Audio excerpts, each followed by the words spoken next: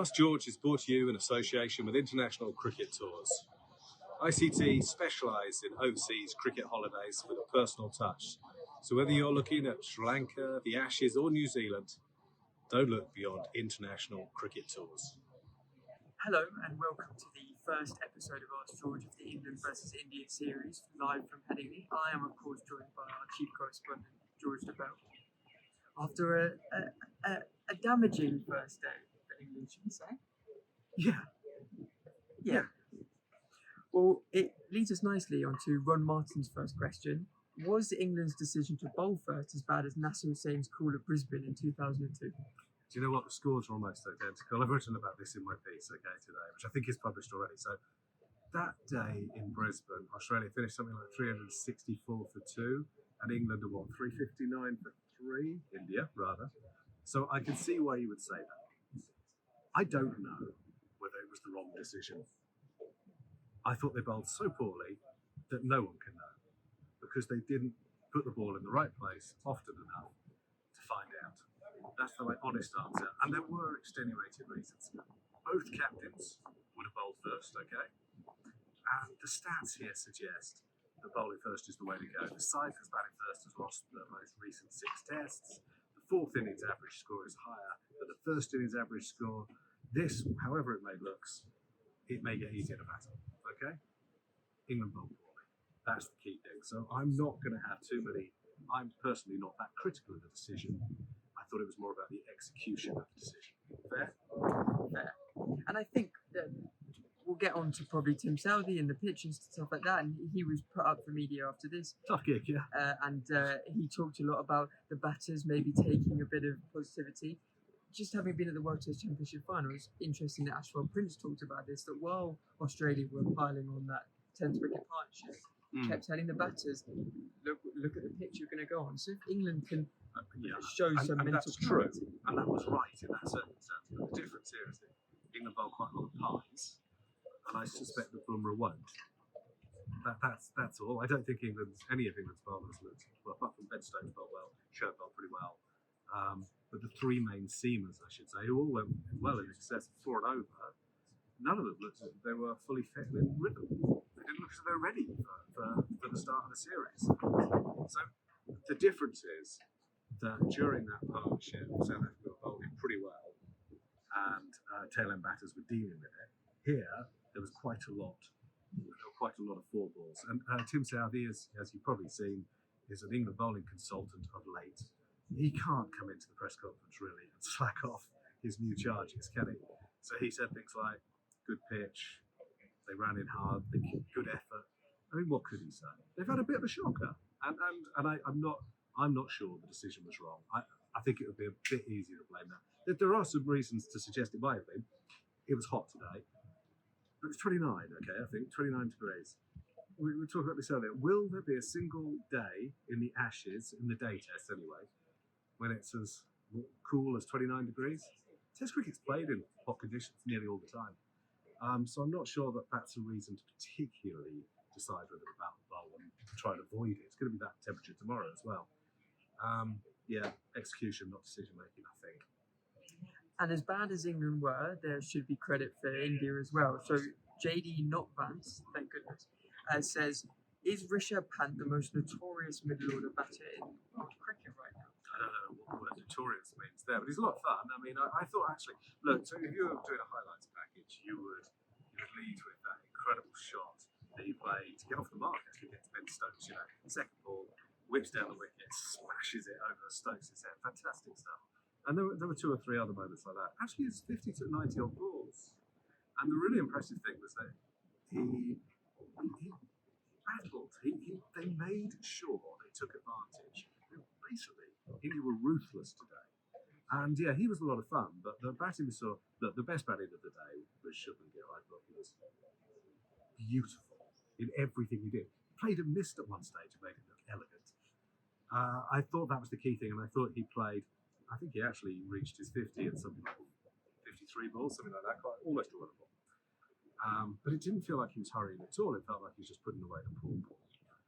And I thought that because they were judiciously aggressive, I thought they've got India into a position where they really could take a substantial lead, well, get a really substantial first innings score because they're nowhere near there yet, and put England under some pressure in this match. But I don't know what par is, but anything less than 450 isn't it. You mentioned there the highlights package where it showed the amount of grit as well in Rishabh Pant's innings. There was lots of charging down a wicket, and there's a few sixes in there which are great and it was good, but there was a lot of fight and a lot of absorbing pressure as well. There was. I mean, they played defensively well. They left the ball well.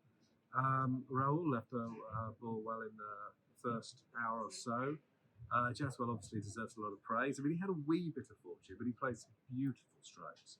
But I thought that Shubman Gill's innings was a bit special because it's the start of his captaincy career, and that will take so much pressure off his shoulders.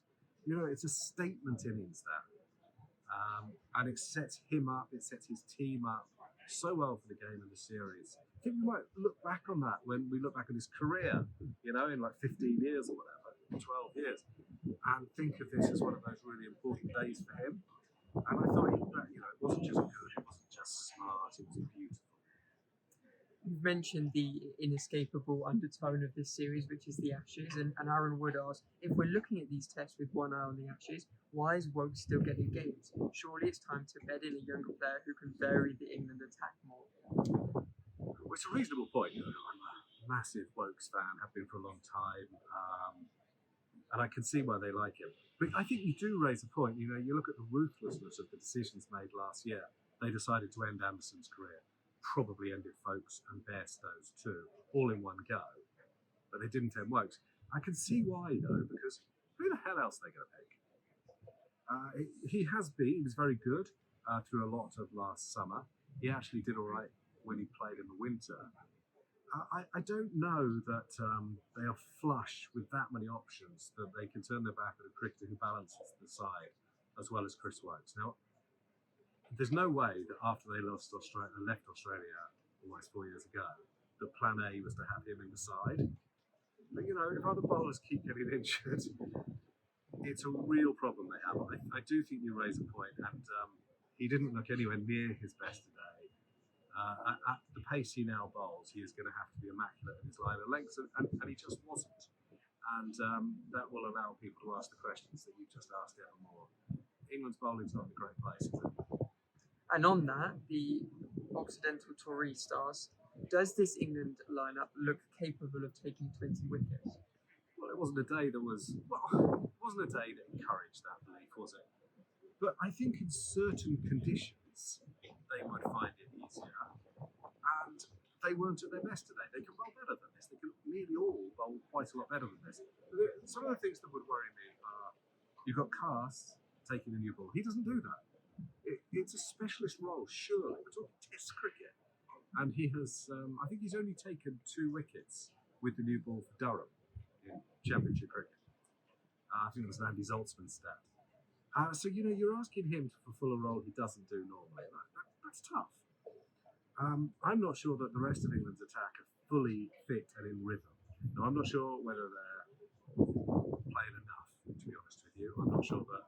I think England's rest and rotation, which you can understand, they want to keep bowlers fresh and injury-free, but you've got to play. You've got to play so much that you know that you're going to be able to hit your line of lengths immediately, so you can use the new ball, so you use any life that there might have been in the wicket. And they didn't do that. So, look, it's a worrying day for England, but it is one day and it is a flat wicket and against a very good batting lineup. Because Danny does ask, fines didn't work, points deductions didn't work. What would it take for England? Okay, so I'm going to do it very quickly. To bowl all the overs in a day. I look at it slightly differently. Give the punters back whatever it would be, 5 overs, wasn't it? 4.5% of their ticket money. So what would Headingley have to give back today? 80 grand, say, something like that. My God, someone's attention will be focused upon it. Clearly, you're right. It's hurt them in the World Test Championship, and yet they haven't changed it. Today, the spinner bowled almost a quarter of the overs, or 21 of the overs. And as I say, it's warm, some dispensation there, but it's going to get hotter nearly everywhere else they play. I mean, 29, so it's 11 degrees cooler than Multan, I think. It's going to be hotter than this in Perth. So And there was some dispensation because Jeswell had treatment of the cramp or whatever it was, but they don't seem to be learning the lessons, and they're going to have to if they want to improve the World Test Championship table. It's a little bit frustrating that they don't think that they need to do it. And also, I know that some people will be watching this going, no one cares about overrates. We're inundated with questions about them every day. People do worry about it. And I just think that if you go and buy a pint after play and someone sips another 5% of it, I think you'd be a bit peeved. Well, not just because of the hygiene element. Anyway, just give people their money back. And I think that money is the only thing that makes authorities take any notice. And I suspect that they would find a way to make sure the players got through the owners quicker. Point very well made. Thank you very much for joining us after day one of the first test between England and India at Headingley. And thanks to International Cricket Laws. Is that what it's called? I think I just got it wrong. Yeah. Let's just cut it.